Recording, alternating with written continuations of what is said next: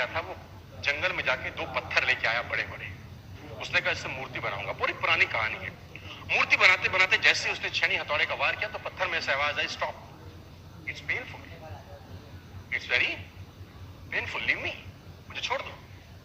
तो मूर्तिकार ने उस पत्थर को छोड़ दिया क्योंकि उसको दर्द हो रही थी छेनी और हथौड़ी के चोट से।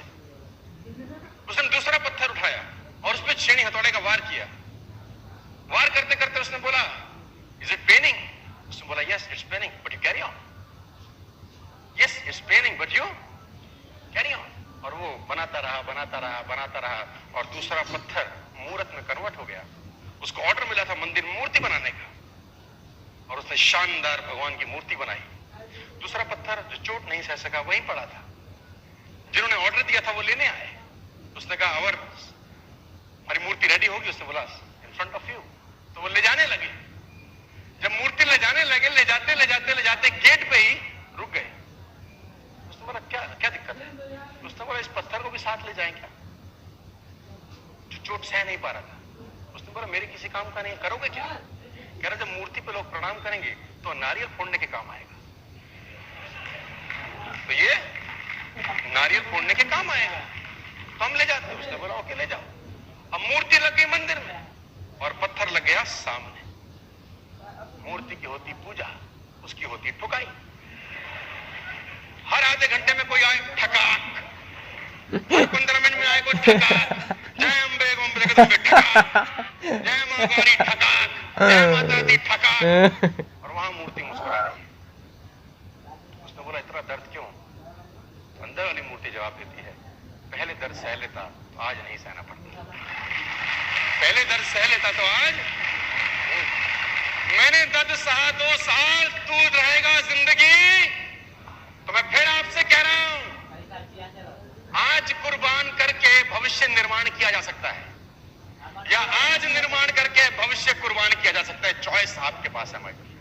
It's always a choice time.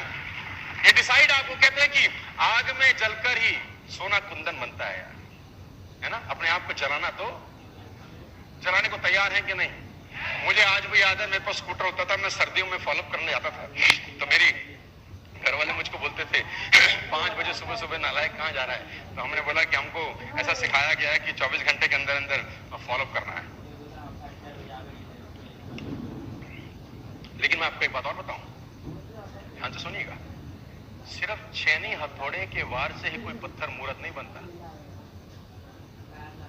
सही जगह पर वार होना चाहिए और करने वाला भी निपुण होना चाहिए, नहीं तो कुछ का कुछ बना देगा वो। बात समझ में आ गई हो तो बोलो हाँ। तो मूर्ति तभी बनेगी जब मूर्तिकार निपुण होगा और उसको पता होगा चोट कब ज्यादा मारनी है और चोट कब कम मारनी है। तो सुबह सुबह 5 बजे हम फॉलो पे जाते थे। सर्दी का मौसम था, मुझे आज भी याद है, कभी नहीं भूल सकते हम लोग, क्योंकि हमारे को सिखाया गया था नेटवर्क मार्केटिंग में कि 24 घंटे के अंदर आपको फॉलोअप करना है। सर्दी में हम जाते थे फॉलोअप करने के लिए, हमारे हाथ अकड़ जाते थे सर।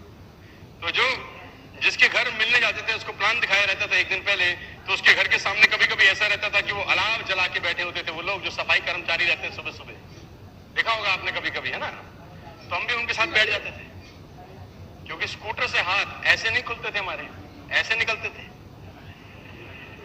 क्योंकि अकड़ जाते थे सर। तो पहले तो 5 मिनट वहां पर गर्म मारते थे अपने हाथ, फिर जब हाथ शाथ ठीक रहते थे फिर जाके उसकी कुंडी खटखटाते थे कि जाग जा पापा आ गए हैं।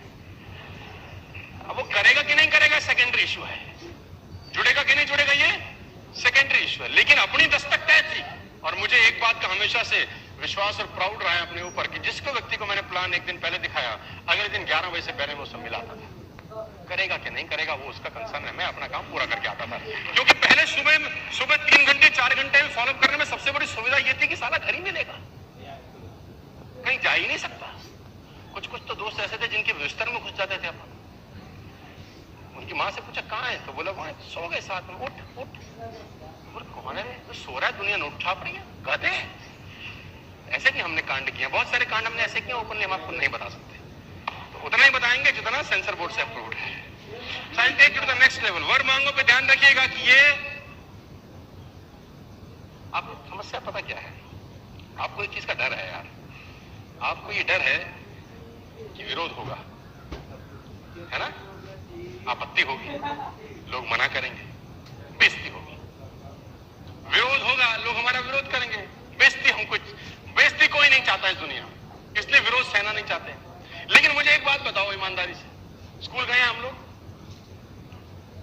ब्लैक बोर्ड जो होता है ना, शाम पट जिसको बोलते हैं हिंदी में, वो होता काले रंग का है, लेकिन उस पर लिखा सफेद चौक से जाता है।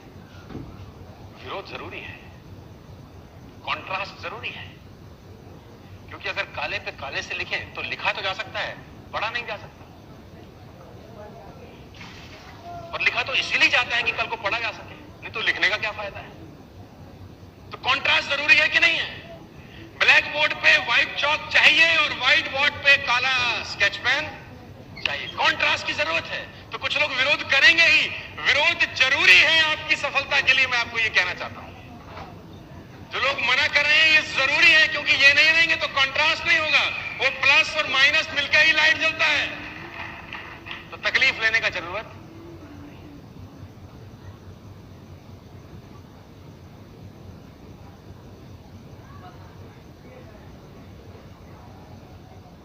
It's not a small thing my dear friends. 1093